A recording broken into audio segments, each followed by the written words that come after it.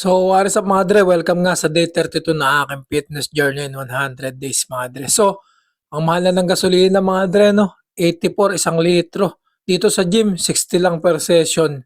Minsan may nag-offer pa na libo lang per monthly. So, paano mo sasabihin sa akin na para lang sa mayaman yung pag-gym? So, nakikita nyo mga dre, pag kailangan nyo maglabas ng pera para lang magkaroon ng gasolina, ganun din yung pag-gym mga dre. Kailangan mo din maglabas ng pera para makapag-workout ka, para makapag-gym. So, isa ka ba sa naku-curious kung ano yung ginagawa kong workout na yan? Tawag ko nga pala dyan, madre. Superset ko sa bicep yan. Bicep curls. So, drop set yung ginagawa ko, madre. Akala mo lang napakadali niyan.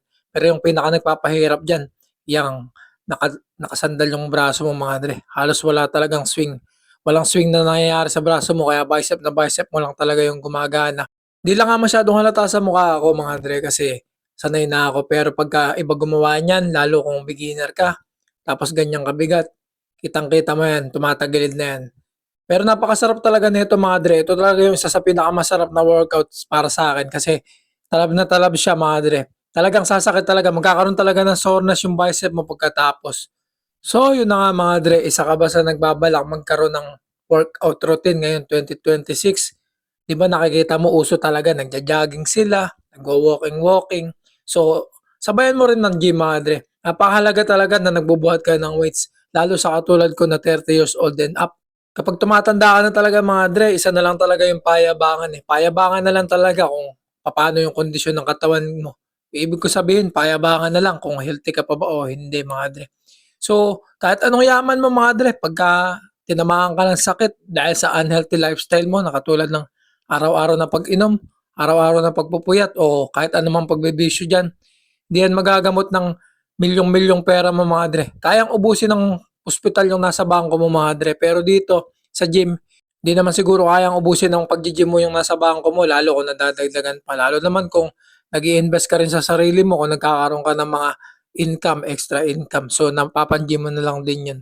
So, yun na nga mga dre, madami nga nagtatanong sa akin kung bakit ganito yung content ko, kung bakit daw ayoko mag-iba ng content. Marami rin nag-aalok sa akin mga dre ng mga vlogger na gusto akong i-collab sa food content. Pero naayawan ko sila kasi para sa akin mas komportable ako dito sa content na ginagawa ko kasi ito lang talaga yung ginagawa ko araw-araw. Para sa akin mas komportable na nagbibideo ako dito lalo na dito sa gym namin. 'Di ba nakita niyo nung nakaraan nag-upload ako na dumayo kami sa gym na iba. Hindi ako masyado nakapag-upload nun mga dre.